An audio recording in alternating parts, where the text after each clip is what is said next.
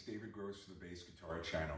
Now, for the last week or so, we've been talking about the C Spanish scale. We've been talking about it with relationship to triads, and now we're looking at it in terms of seventh chords and upper extensions. So, one of the things that's always fascinated me, I really would have loved to have found out who created modes. I mean, ultimately, somebody came up with a major scale. Okay, so they have the major scale. Then they got bored with it. So someone said, what if we start the major scale on a different note? What's it going to sound like?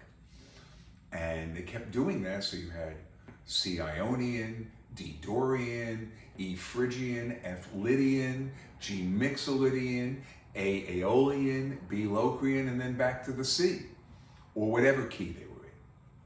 So there you had it, you had your modes. So when dealing with scales, I've always been fascinated, and I always thought, I can't just do this in one place, I have to do this everywhere. I've got to know where everything is all over the neck.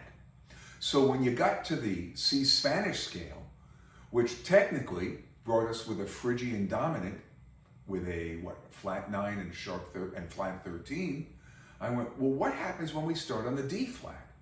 And it's very interesting. Here, let me show you. D flat, there's your root. E, which is a second, is in this case a sharp 2. F becomes your 3. G becomes a sharp 4. A flat becomes a 5. B flat becomes a major 6. C becomes a major 7. D flat becomes the root again, the octave above.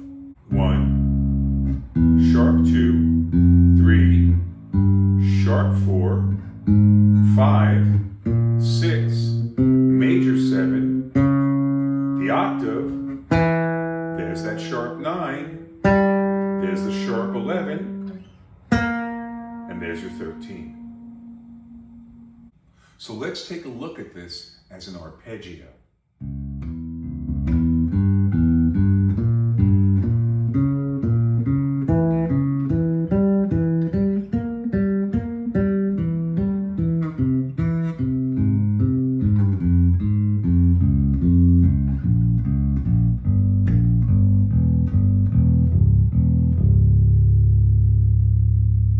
So that's our arpeggio.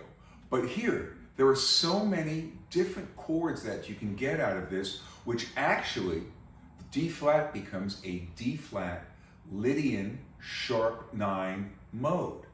It's actually one of the modes out of the harmonic minor scale, just like, obviously, the C. So let me show you a few different voicings of chords. It's really interesting how many different chords you can get out of this one D flat Lydian sharp 9 scale. So let's start with a D flat major 7th. You have your D flat, your F, which is your 3rd, and your C, which is your major 7th. Now, let's scoot up to our E, which is the sharp 9. If we go E, A flat, D flat, we have the sharp 9, the 5, and of course the root. But then again, we can always, which now becomes the sharp 9, 5, and major 7. So you see, you've got two possibilities here. Now, if we go up 1 fret to the major 3rd, if I go right below it with the B flat, and then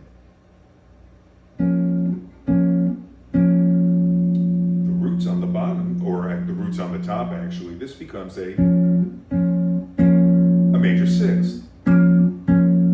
But it gets interesting when you go here, because now you've taken the D flat and turned it into a C, which is a major 7th.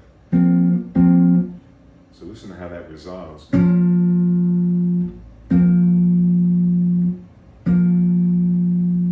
Now let's go up once more to the G.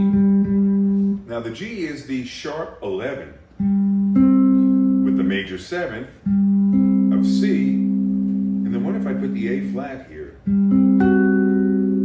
There. Isn't Isn't that great? Really, a suspension up there. That's the A flat, obviously, is your fifth.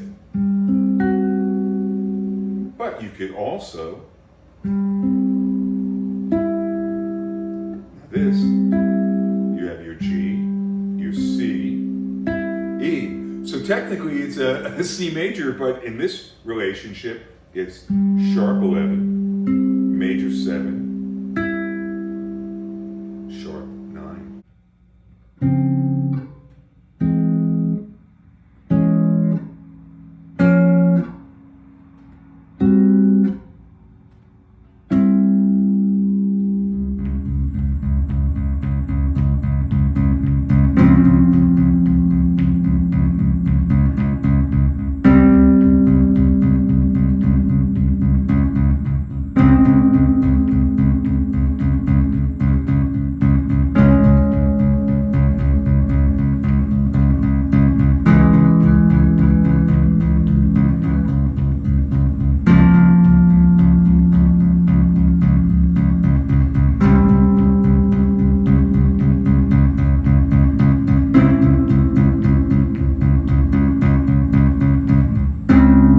So as you can see, there are a lot of different possibilities with the D flat, Lydian, sharp 9.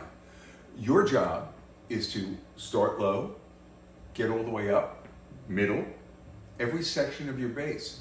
Because once you learn this, and once you hear, the key here is hearing what the intervals sound like, then it all starts to make sense in your bass lines, in your soloing. So tomorrow, we're going to go up the neck, we're going to go to the E, or the low E, and see how that operates within this particular scale. So you guys have a great day. I'll see you tomorrow. This is David Gross for the Bass Guitar Channel. You guys take care.